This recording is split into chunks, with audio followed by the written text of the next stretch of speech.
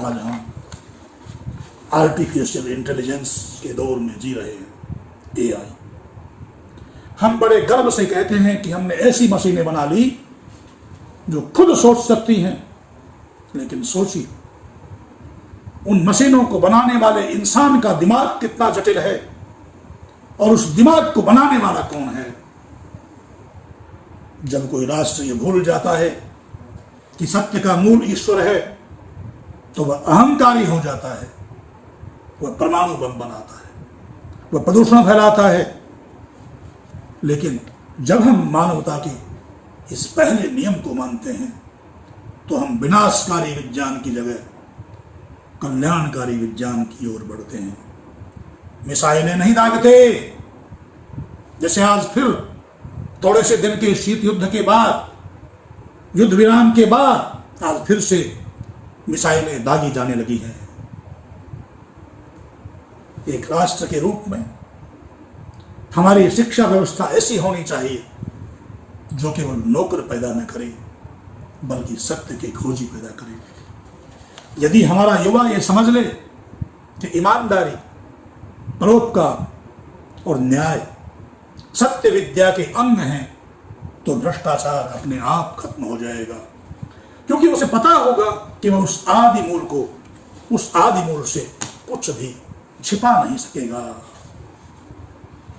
तो ईश्वर कोई आकाश में बैठा हुआ डराने वाला व्यक्ति नहीं है, वह तो सुप्रीम इंटेलिजेंस है, जिसने इस संसार की एक एक कोशिका को डिजाइन किया है, एक एक सेल को बनाया है।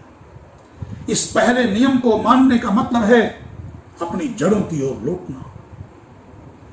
जब आप सुबह उठकर सूरज को देखें या रात में सितारों को देखें, तो बस इतना याद रखें कि इन सब के पीछे कोई महाशक्ति है जो बहुत ही सटीक तरीके से इन सब को चला रही है। जब हम उस सत्य को स्वीकार कर लेते हैं, तो हमारे भीतर से भय निकल जाता है, डर निकल जाता है, और कृतज्ञता के भाव का जन्म होता है।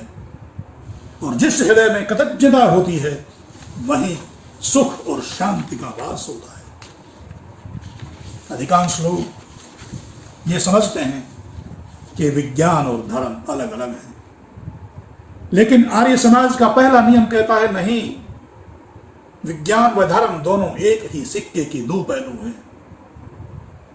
एक बिजली का बल्ब है, इस बल्ब का कांच, फिलामेंट और उसके भीतर की गैस पदार्थ है, लेकिन उसे जलाने वाली बिजली अदृश्य है। बिना बिजली के बल्ब बेकार है, और बिना बल्ब के बिजली प्रकट नहीं हो सकती। यही संबंध ईश्वर और संसार का है। संसार वह बल्ब है और ईश्वर वह बिजली। आज समाज में बहुत भटकाव है, लोग चमत्कारों के पीछे भाग रहे हैं। पहला नियम हमें अंधविश्वास से बचाता है। ये कहता है कि जो कुछ भी जाना जा सकता है वह विद्या है।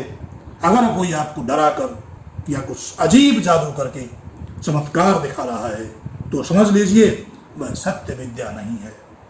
सत्य विद्या हमेशा तर्क संगत होती है। हमें अपने जीवन में सत्य का खोजी बनना चाहिए। यदि आप एक व्यापारी हैं, तो आपकी सत्य विद्या है ईमानदारी। यदि आप एक छात्र हैं, तो आपकी सत्य विद्या है एकाग्रता। यदि आप माता पिता हैं, तो आपकी सत्य विद्या है संस्कार।